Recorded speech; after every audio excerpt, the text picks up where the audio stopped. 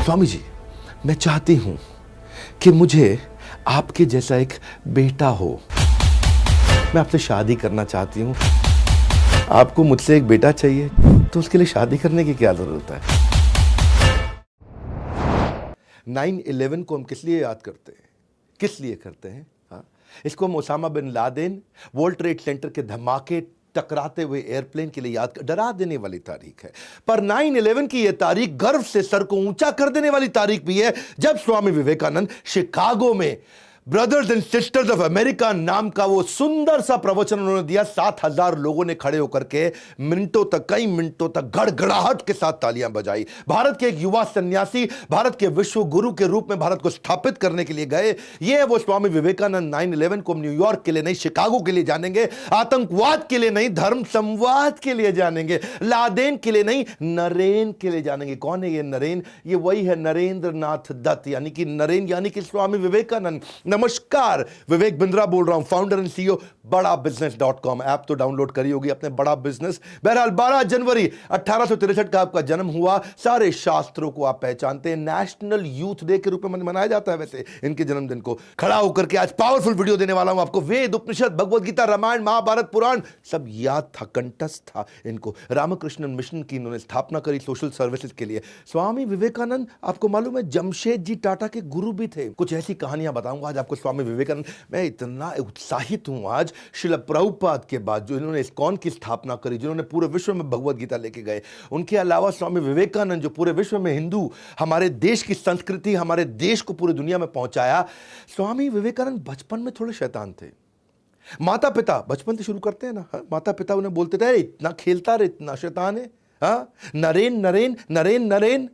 और ये क्या है, चंपा का पेड़ इनके घर के आंगन में हुआ करता था। उस पे उसका टहनी थोड़ी कमजोर होती है, ये उस पर लटकते थे। समझाएं तो मानते नहीं थे।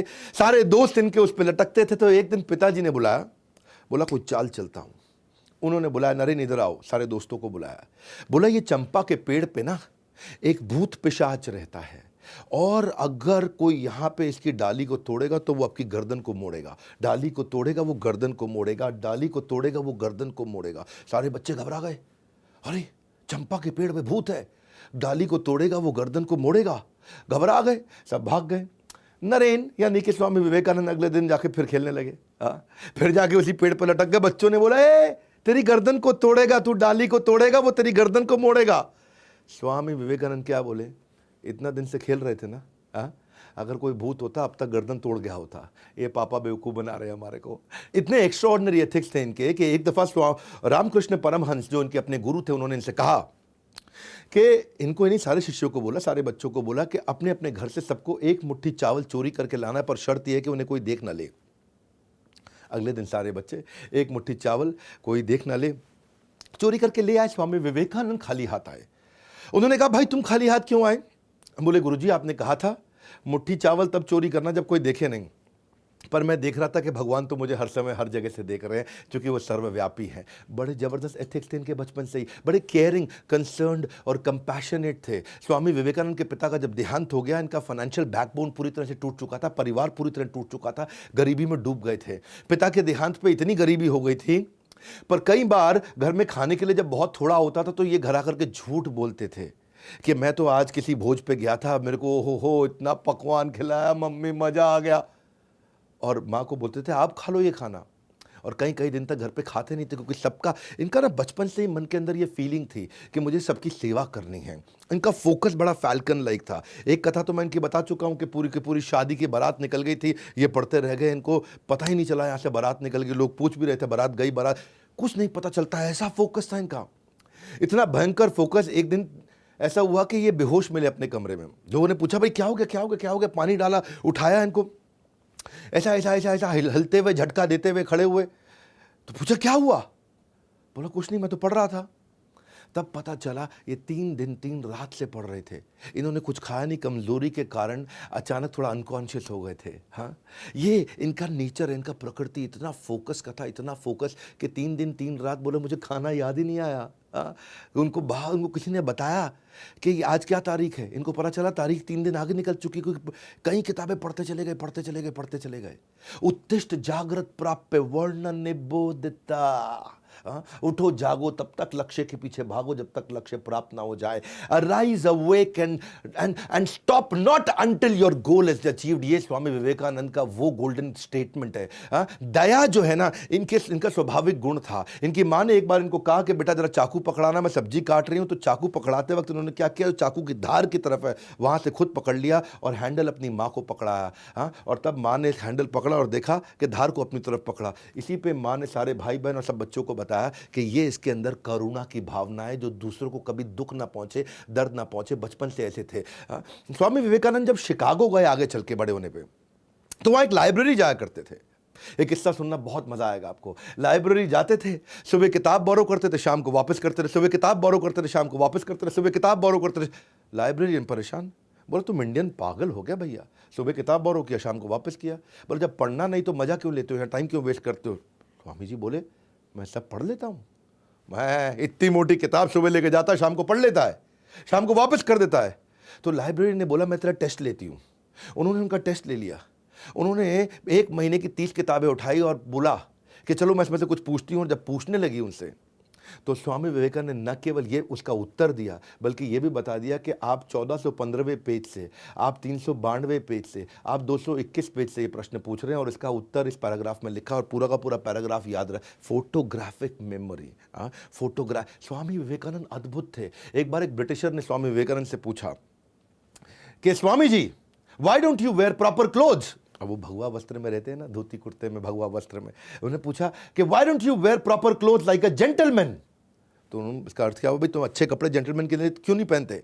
तो स्वामी विवेकानंद मुस्कुरा के बोले कि आपके कल्चर के अंदर टेलर आपको, दर्जी आपको जेंटलमैन बनाता है, पर हमारे भारत में, हमारे कल्चर के अंदर हमारा कैरेक्टर हमारे को जेंटलमैन बनाता है। ये कैरेक्टर के बहुत पक्के थे। इनका एक तो इच्छा शक्ति और बुद्धि, ये 2 चीज़ बहुत ज़बरदस्त थी। ये वहाँ यूनिवर्सिटी में पढ़ा करते थे अमेरिका में। और एक दिन जब कैफेटेरिया में कुछ खाने गए तो थाली में भोजन लिया, जाकर के बैठ गए टेबल पे। जैसे ही टेबल पे बैठे तो वहाँ उनका एक प्रोफेसर बैठा हुआ। वो अंग्रेज प्रोफेसर इनसे चिढ़ता भी था, बहुत चिढ़ता था। हाँ, तो जैसे ही अंग्रेज प्रोफेसर ने देखा कि ये स्वामी विवेकानंद आके बैठ गया है, तो एकदम बोला वो, pigs don't sit next to swan. सुअर जो है हंस के पास नहीं बैठा करते हैं, ऐसा प्रोफेसर बोला उनको। स्वामी विवेकानंद मुस्कुराए, बोले सुअर हंस के पास नहीं बैठते। बोले नहीं बैठते। बोले ओके ठीक है, मैं उड़ जाता हूँ फिर। और उठ के प्लेट निकल पड़े। सारे बच्चे हंसने लग गए। वो सोच रहा था कि भाई इसको सुअर बोलूँ, ये कहते हैं मैं उड़ जाता हूँ। तो बेचारे प्रोफेसर की बेइज्जती हो गई। वो बोला मैं उड़ जाता हूँ, मतलब ये हंस तो सुअर। तो बेचारे जब सब हंसने लगे तो प्रोफेसर को बहुत बुरा लगा। उसने सोचा है मैं इसकी बेइज्जती करता हूँ, चिंता मत कर, तू क्लास में, तो क्लास में देखता हूँ। वो स्वामी विवेकानंद क्लास में आके बैठे तो प्रोफेसर ने कहा ए तुम खड़े हो जाओ। और स्वामी विवेकानंद खड़ा कर दिया। खड़ा करके बोले अगर 2 थैले मिलेंगे बाजार में, एक में धन एक में बुद्धि, स्वामी विवेकानंद तुम क्या उठाओगे। तो स्वामी विवेकानंद मुस्कुराए, बोले मैं धन वाला थैला उठा लूंगा। बोले देखा मुझको पहले ही पता था, है जी। तो बोला, प्रोफेसर बोला अचानक, बोला आप क्या करते। प्रोफेसर बोला मैं बुद्धि का थैला उठाता, बुद्धि जरूरी है। स्वामी विवेकानंद बोले ठीक बात है, जिसके पास जो नहीं है वो तो वही उठाएगा ना। हाँ, अब बच्चे बहुत जोर से हंसने लगे, है जी। उसने टीचर को फिर बेवकूफ़ बना दिया। लेकिन टीचर को जो है ना गुस्सा बड़ा, बोला इसको भी सिखाता हूँ मैं, अभी सिखाता हूँ। अगले दिन उसने टेस्ट ले लिया सबका, बोला सब टेस्ट दो। स्वामी विवेकानंद ने टेस्ट दिया, बहुत देर बैठ के बढ़िया टेस्ट दिया, इतनी शीट भर दी। तो जब प्रोफेसर के पास सारी शीट आई, प्रोफेसर साहब ने शीट पढ़ी नहीं और नीचे लास्ट में आखिरी शीट पर लिख के दे दिया इडियट। इडियट लिखा, वापस कर दिया, है जी। स्वामी विवेकानंद ने देखा कि भाई ये प्रोफेसर ने पढ़ा नहीं है और नीचे लास्ट में इडियट लिख दिया है। तो वापस गए प्रोफेसर के पास, बोले प्रोफेसर साहब, हाँ गुरुजी, आपने जो है साइन करके अपना नाम तो लिख दिया लेकिन मेरे को मार्क्स तो दिया ही नहीं। तो वो इडियट बता दिया कि आपने अपना, इतना तेज थे स्वामी विवेकानंद, इतना तेज थे कि प्रोफेसर बोले इडियट लिखा तो आपने साइन कर दिया मतलब। सो स्वामी विवेकानंद का मानना था कि अगर आप अपने आप को कमज़ोर मानोगे तो आप कमज़ोर हो जाओगे, और अगर अपने आप को शक्तिशाली मानोगे तो आप शक्तिशाली हो जाओगे। मानसिक रूप से बहुत बुद्धिमान, अलग ही प्रकार के टिट फॉर टैट करने वाले, क्योंकि अंग्रेज लोग चिढ़ा करते थे उन दिनों भारतीयों से। तो एक दिन ट्रेन में जा रहे थे और जब स्वामी जी ट्रेन में जा रहे थे तो थोड़ा बर्थ होती है ट्रेन की, जान बेड जैसा होता है, उस पर लेट गए, उनकी आंख लग गई। तो बाजू में अंग्रेज बैठा था। अंग्रेज ने देखा ये स्वामी जी बैठे, चिढ़ते थे उनसे वो, तो उनका जूता उतारा, निकाल करके खिड़की से बाहर फेंक दिया। अच्छा, स्वामी जी ने देख लिया कि खिड़की से बाहर फेंका, पर वो कुछ बोले नहीं। और अंग्रेज भी देखा स्वामी कुछ बोल नहीं रहा है, तो अंग्रेज को लगा इसको अंग्रेजी आती नहीं होगी या मुझसे डर गया है, तो ये कुछ बोल नहीं पा रहा है मेरे आगे। स्वामी जी चुपचाप लेटे रहे। थोड़ी देर में अंग्रेज को भी नींद लग गई। जब अंग्रेज को नींद लगी तो स्वामी जी ने जो है उठे, उनका हैट और अंग्रेज का कोट उठा करके खिड़की से बाहर फेंक दिया। जब अंग्रेज उठा तो देखा भाई हैट कोट कहीं मिल नहीं रहा, तो बोले स्वामी जी आपने मेरा हैट कोट देखा है? बोले हाँ देखा है। बोले कहाँ है वो? बोले वो मेरे जूते ढूंढने गए हैं। हाँ, मेरे जूते ढूंढने गए। इतना तेज टिट फॉर टैट करते थे। स्वामी जी के बारे में नेताजी सुभाष चंद्र बोलते थे कि ये फुल ब्लडेड मैस्कुलिन पर्सनालिटी है, फाइटर टू द कोर है। हाँ, फुल ब्लडेड का मतलब always enthusiastic, high on energy. ये कोई असाधारण वैसे स्वामी जी नहीं थे जो केवल हाथ ही जोड़ के ऐसे बैठे रहे। ये अलग प्रकार के स्वामी जी थे। इनका प्रेजेंस ऑफ माइंड बहुत तेज था। एक दिन जब ट्रेन में ट्रैवल कर रहे तो वहां कुछ लड़कियां आ गई सामने। लड़कियों ने देखा कि गेरुए वस्त्र में साधु बैठा है, बेवकूफ होगा, इसको कुछ बेवकूफ बनाते हैं। उन्होंने देखा कि स्वामी विवेकानंद ने बहुत बढ़िया घड़ी पहनी है, इतनी बढ़िया घड़ी तीनों लड़कियों की नज़र थी। तो उन्होंने स्वामी जी को बोला, ए स्वामी अपनी घड़ी उतार के दे दो, नहीं तो यहीं चिल्लाएंगे कि तुम हमको छेड़ रहे थे। तो स्वामी विवेकानंद चुप रहे। उन्होंने अनसुना कर दिया, ए स्वामी तुमको बोल रहे हैं घड़ी उतार के हमको दे दो। अंग्रेजी में बोला, मैं ऐसे बोल रहा हूँ, घड़ी उतार के दे दो, नहीं तो हम यहां शोर मचा देंगे कि तुम हम पे, हमारी इज्जत पे हाथ डाल रहे थे, तुम हमको छेड़ रहे थे। स्वामी जी जो है चुपचाप बैठे रहे। तो जब उन्होंने थोड़ा और आगे जाकर के बोला, स्वामी जी बोले हाँ हाँ हाँ हाँ। तो लड़कियां बोली अब क्या करें, हाँ जी कैसे समझाएं इसको? स्वामी जी बोले हाँ हाँ हाँ हाँ। और लड़की अच्छा अच्छा पढ़ लेता है, बोल नहीं पाता, सुन नहीं पाता। उन्होंने लिख के दे दिया कि भैया सुनो, मेरी अपनी घड़ी उतार के दे दो, नहीं तो सबको बता देंगे तो हमको छेड़ रहे हो। स्वामी जी ने जैसे ही पर्चा लिया जेब में रखा, बोला अब पुलिस को बुला लो, अब संभाल लूंगा। तो बहुत तेज थे वो कि जो लिखे तो मैं ले लिया, घड़ी उतार के दे दो। ये स्वामी जी का जो है ना प्रेजेंस ऑफ माइंड, ये कमाल का था। इनकी फोटोग्राफिक मेमोरी थी। एक दफ़ा इनको समुद्री जहाज से जब अमेरिका में जा रहे थे तो ये और इनका दोस्त जो कप्तान जहाज चला रहा था, कप्तान से बोले कि भाई साहब आप अखबार नहीं पढ़ रहे हैं तो आपका अखबार हम पढ़ लें थोड़ी देर के लिए। तो कप्तान बोला पढ़ लो, लेकिन मुझे वापस चाहिए क्योंकि मैंने अभी तक पढ़ा नहीं है। स्वामी जी बोले ठीक है। स्वामी जी लेके अखबार अपना पढ़ने लगे। स्वामी जी ने फट से अखबार पढ़ लिया 15 मिनट में। पढ़ने के बाद उनका दोस्त बोला स्वामी जी का कि भाई मैं भी पढ़ लूँ। बोला आप भी पढ़ लो। तो वो भी पढ़ने लगा। वो पढ़ने लगा। समुद्री जहाज में चल रहे थे तो हवा तो बहुत तेज़ चलती है। अचानक इतनी तेज़ हवा चली कि अखबार छूट के निकल के समुद्र में गिर गया। अच्छा, कप्तान को आया बहुत गुस्सा, तुमको कहा था पागल स्वामी, तुमने अखबार मेरा उड़ा करके समुद्र में फेंक दिया, मुझको पढ़ना था। स्वामी जी बोले नाराज मत होइए, कोई बात नहीं। क्यों नाराज ना हूं, मेरा अखबार चला गया। नहीं कोई बात नहीं, नाराज मत होइए, जरा कोई कॉपी पेन पड़ा है? तो कॉपी पेन दिया। तो स्वामी जी गए, आधा घंटा कुछ लिखते रहे। यहाँ कप्तान खुंदक खा रहा था, स्वामी जी आधा घंटा कुछ लिखते रहे। कप्तान खुंदक खा रहा था, स्वामी जी लिखते रहे। थोड़ी देर बाद स्वामी जी आए, ये लीजिए पूरा अखबार आपको लिख के दे दिया। स्वामी जी ने एक एक शब्द अखबार का पूरा वर्ड टू वर्ड लिख के दे दिया। उसकी बुद्धि चकरा गई। और बोला उसने उतर करके वहाँ चेक किया, बोला चेक कर लेना, पूरा वर्ड टू वर्ड पूरा अखबार छाप दिया स्वामी जी ने वहाँ पे। ऐसी फोटोग्राफिक मेमोरी थी। और वहीं पे कप्तान ने बोला कि ऐसा मैनिफेस्टेशन सुपर ह्यूमन पावर का ये ब्रह्मचार्य से आता है, लेकिन केवल ब्रह्मचार्य से नहीं आता, ये व्यक्ति अद्भुत है। ये कैप्टन थे शिप के जिन्होंने वैलिडेट किया, जाके न्यूज़पेपर को चेक करने के बाद ये स्टेटमेंट दिया उनके बारे में। स्वामी जी एक अद्भुत व्यक्ति थे। ये इन्होंने दुनिया भर में कम्युनिटी, इंडियन कम्युनिटी को पॉपुलर बनाया, पावरफुल बनाया। जो हमारी वैदिक संस्कृति थी उसको जाके पॉपुलर बनाया, पावरफुल बनाया। एक शिकागो में एक कॉन्फ्रेंस थी 1893 के अंदर। इनको जब इनवाइट किया गया उस धर्म संवाद के लिए, जब इनवाइट किया गया तो सबको बताया गया कि ड्रेस कोड क्या है, फॉर्मल सूट टाई शर्ट, सब आके धर्म संवाद करने वाले। स्वामी जी धोती कुर्ते में पहुंच गए। अमेरिकन को बुरा लगा, अरे बोला था सूट टाई पहनने के लिए। स्वामी जी बोले नहीं मैं तो ऐसे ही आता हूँ। मुस्कुरा दिए। तो उन्होंने क्या किया, स्वामी जी को पहले बोलना था, उनका नंबर कर दिया आखिरी। सबको दिए 10-10 मिनट बोलने के लिए, स्वामी जी को दिए 2 मिनट बोलने के लिए। और बोले सोचे कि ये धोती कुर्ते में आए, कोई वैसे ही नहीं सुनेगा, और जब आखिरी के 2 मिनट बचेंगे तो लोग उठ के निकल लेंगे, इसको वैसे ही कोई नहीं सुनेगा। तो चाहते थे कि स्वामी विवेकानंद की बेइज्जती हो जाए।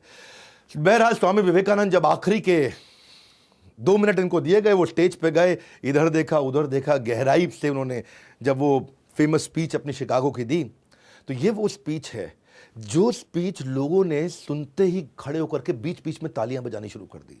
कोई उठा नहीं, 2 मिनट नहीं, 10 मिनट नहीं, 20 मिनट नहीं, आधा घंटा नहीं, 1 घंटा नहीं, जबकि सब 10 मिनट बोले, ये 1.5 घंटा तक वहां बोलते रहे। पिन ड्रॉप साइलेंस, ताली बजती शांति हो जाती, ताली बजती सन्नाटा हो जाता, ताली बजती सन्नाटा हो जाता। ये वो 1.5 घंटे की स्पीच है जो आज भी पूरी दुनिया जिसके लिए स्वामी विवेकानंद को याद करती है। और खत्म होने के बाद पूरा का पूरा स्टेडियम 8000 लोगों के साथ में खड़े होकर गड़गड़ाहट तालियां बजाता चला गया। विश्व धर्म संसद में स्वामी विवेकानंद का सबसे महान वक्ता थे वहां पे। और न्यूयॉर्क हेराल्ड ने कहा, उन्हें सुनने के बाद लगता है कि जिस देश में इतने विद्वान और बुद्धिमान लोग रहते हैं उस देश में मिशनरी को भेजना, क्रिश्चियन मिशनरी को भेजना मूर्खतापूर्ण होगा। ये न्यूयॉर्क हेराल्ड ने बोला, उनका सबसे बड़ा अखबार हुआ करता था। न्यूयॉर्क क्रिटिक ने कहा कि कई विद्वानों का भाषण अच्छा था, लेकिन हिंदू साधु स्वामी विवेकानंद के भाषण के आगे कोई टिक नहीं पाया। ये थे स्वामी विवेकानंद। रविंद्रनाथ टैगोर कहते हैं कि अगर इंडिया को जानना चाहते हो तो स्वामी विवेकानंद को पढ़ लो। इन्होंने भारत को जाकर रिप्रेजेंट किया पार्लियामेंट ऑफ रिलीजन में, शिकागो 1893।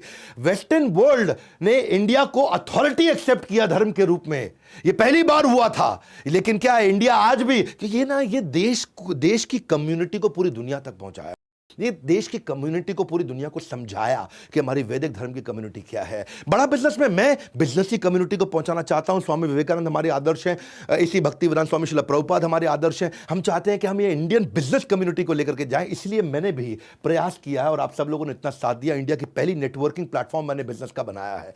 मैं Facebook, LinkedIn, YouTube, Twitter, Instagram, ये सब है सोशल मीडिया, लेकिन बिजनेस का मीडिया कहां है, बिजनेस का सोशल मीडिया कहां है? आज बिजनेसमैन, एंटरप्रेन्योर, इन्वेस्टर, स्टार्टअप, सारे प्रोफेसर, सोलोप्रेन्योर, उनके लिए मैंने एक ऐप तैयार करी है, बड़ा बिजनेस। यहां लोग आते हैं, फेसबुक की तरह ही पोस्ट करते हैं, लिंक्डइन की तरह पोस्ट करते हैं। हजारों लाखों लोगों ने ऐप डाउनलोड करी है, लाखों लोग रोज आते हैं, बिजनेस का कंटेंट वहां डालते हैं, बिजनेस की कंटेंट पे बात करते हैं। MSME, SME, subject matter expert सब आते हैं, सब skill, technology, digital marketing, investing, manufacturing, इन सब पे खूब चर्चा होती है, एक दूसरे से दोस्त बनते हैं। वैसे ही फेसबुक चलता है। आप सबको बताना चाहता हूं मैं आगे और कहानियां सुना रहा हूं स्वामी विवेकानंद की, लेकिन उससे पहले आपको बता दूं, ऐप जरूर डाउनलोड कर लेना आज के आज, अभी के अभी, इस वीडियो को समाप्त होते ही।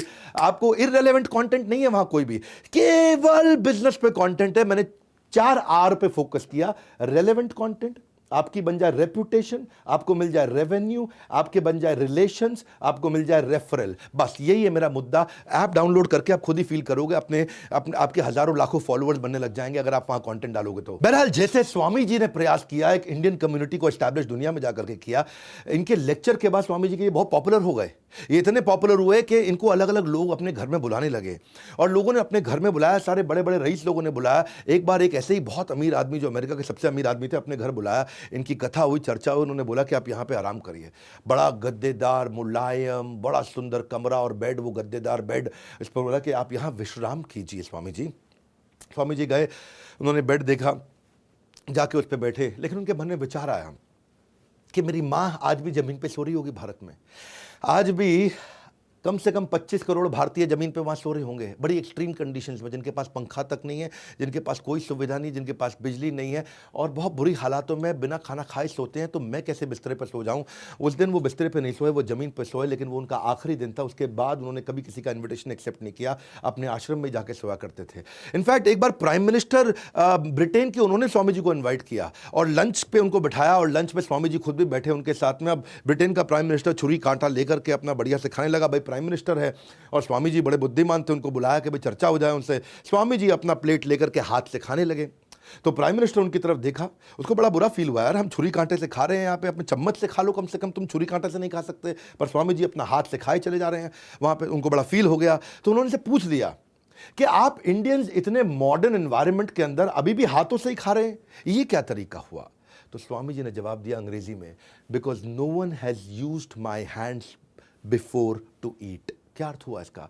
किसी ने मेरे खाने से पहले मेरे हाथों से खाना नहीं खाया है, लेकिन बहुत से लोगों ने मेरे इस खाना खाने से पहले इसी छुरी कांटे से खाना खाया है। यानी कि ये छुरी कांटे सब झूठे हो चुके हैं, मेरा हाथ आज तक मेरे ही मुंह में जाता है, ये दुनिया के मुंह में नहीं जाता है। स्वामी विवेकानंद का ये उत्तर सुन के ब्रिटेन के प्राइम मिनिस्टर बहुत हैरान हो गए। हाँ, भारत हमारा अभी परतंत्र था, स्वतंत्र नहीं था, लेकिन इतने बुद्धिमान लोगों को देख करके दुनिया, नेताजी सुभाष चंद्र बोलते थे कि इतने प्रोफाउंड, इतने कॉम्प्लेक्स थे कि if he had been alive, I would have been sitting on his feet। Hindi में कहूं तो स्वामी जी इतने महान गहन थे कि अगर वो जिंदा होते तो मैं उनके चरणों में रहता। ये नेताजी सुभाष चंद्र बोस कहा करते थे। ये थे स्वामी विवेकानंद, महिलाओं को इतना रिस्पेक्ट किया करते थे। लेकिन एक दफ़ा थोड़ी महिलाओं की कहानी सुनाता हूं आपको। स्वामी विवेकानंद एक दफ़ा एक यूनिवर्सिटी में लेक्चर देने गए, तो वहाँ एक बहुत सुंदर लड़की थोड़ा दूर से, ये 3-4 लोगों से बात कर रहे थे, थोड़ा दूर से इनको देख रही थी। अच्छा, स्वामी जी पहचान गए थे कि देख रही है मुझको, लेकिन ध्यान नहीं दिए। वो खड़े होकर देखते रही स्वामी जी को, और ये 3-4 लड़कों के साथ अपना बात कर रहे थे। बहुत देर तक स्वामी जी ने देखा कि वो देख रही है। जैसे ही ये लड़के गए तो स्वामी जी उनकी तरफ मुड़े और प्रणाम किया। तो वो लड़की उनके पास आई और बोली, स्वामी जी। बोला, जी। स्वामी जी, मैं चाहती हूँ कि मुझे आपके जैसा एक बेटा हो, मैं आपके जैसा एक बेटा चाहती हूँ। तो क्या आप मुझे एक बेटा दे सकते हैं? मैं आपसे शादी करना चाहती हूँ, आप शादी करके मुझे अपने जैसा एक बेटा दे दीजिए। तो स्वामी जी मुस्कुराए, मुस्कुरा के बोले, आपको मुझसे एक बेटा चाहिए जो कि मेरे जैसा हो, तो उसके लिए शादी करने की क्या ज़रूरत है? तो स्वामी जी तो लड़की, ओह! बिना शादी के आप बेटा दे दोगे मुझको? Good idea. हाँ, तो लड़की को लगा कि लगता है स्वामी जी तैयार हो गए हैं, अब मुझे बढ़िया बढ़िया। तो उसके मन में कुछ हार्ट ऐसा चलने लगे, ऐसा मतलब वो सोच ही रही थी। तो स्वामी जी फिर मुस्कुराए, बोले, हाँ मैं ठीक कह रहा हूँ, बिना शादी के आपको मेरे जैसा बेटा मिल सकता है। देखो, शादी करके मैं कोई गारंटी नहीं दे पाऊंगा कि हमारे संबंधों से जो संतान की उत्पत्ति होगी वो बिल्कुल मेरे जैसा होगा, ये मैं गारंटी नहीं दे सकता। लेकिन मेरे पास दूसरा उपाय है। तो बोली, क्या? वो उपाय ये है कि अगर आपको बिल्कुल मेरे जैसा बेटा चाहिए तो मुझे ही अपना बेटा बना लीजिए, मैं आपको अपनी माँ स्वीकार कर लेता हूँ, एक और बच्चा करने की क्या आवश्यकता है। वो लड़की बहुत हैरान हो गई, और उस दिन से स्वामी जी ने उनको अपनी माँ के रूप में देखा, स्वीकार किया, और वही औरत चल के आगे स्वामी जी की सबसे बड़ी शिष्याओं में से एक शिष्या बनी। ये थे स्वामी जी जिनकी इंद्रियां हमेशा नियंत्रण में रहती थी। वो क्या कहते थे? हमेशा कहते थे कि if you can stretch a helping hand, do so, and if you can not then fold your hand. इसका अर्थ क्या हुआ? यदि आप किसी की मदद करने के लिए हाथ बढ़ा सकते हैं तो बढ़ाइए, और अगर मदद के लिए हाथ नहीं बढ़ा सकते तो कम से कम हाथ जोड़ तो लीजिए।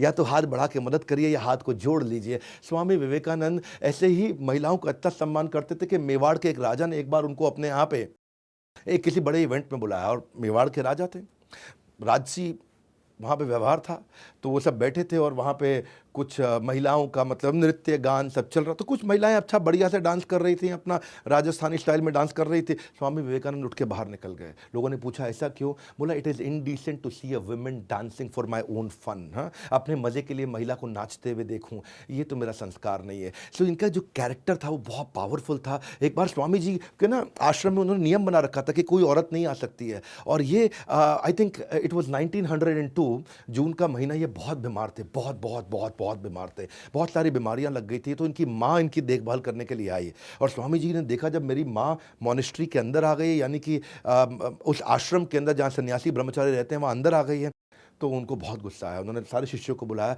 बोला, मेरी माँ को ले जाओ यहाँ से। तो उन्होंने बोला, नहीं, आपका ध्यान रखने के लिए आए, आप इतने बीमार हैं। बोला, रूल इज़ रूल, सबके लिए बराबर रूल है। हाँ, ये मेरी माँ भी अंदर नहीं आ सकती है। तो उनकी माँ भी ब्रह्मचारी आश्रम तक चली गई, और 39 साल की उम्र में उसी साल अगले महीने उनका देहांत हो गया, इतनी सारी बीमारियों के कारण। उस समय उन्हें 39 बीमारियाँ थी, कैंसर भी था, क्षमा चाहता हूँ, 31 बीमारियाँ, 39 साल की उम्र, migraine, tonsils, asthma, persistent fever, liver खराब हो गया, किडनी खत्म हो गया, इंडाइजेशन। ये 1 घंटे से ज़्यादा सोते नहीं थे कभी। इनको गैस्ट्रोनॉमिक्स, ब्लोटिंग, इनको सर्वाइकल की समस्या, बैक में पेन, इतनी सारी बीमारियां इकट्ठे हो गई इनको। 31 बीमारियों के साथ, हार्ट प्रॉब्लम के साथ, कार्डियक अरेस्ट के कारण इन्होंने देहांत हो गया इनका। वो कहते हैं कि हमेशा ये बोल के गए हैं स्वामी विवेकानंद, एक चीज़ जो मुझे अच्छी लगी, don't forget who is helping you. कभी भूलना मत जिसने तुम्हारी मदद करी है। हाँ, कभी उसके साथ द्वेष मत करना जिसने तुमसे प्रेम किया है, और कभी उसको लूट मत लेना जिसने तुम पे विश्वास किया। Don't forget who is helping you, don't hate who is loving you, don't cheat who is believing you. ये थे स्वामी विवेकानंद।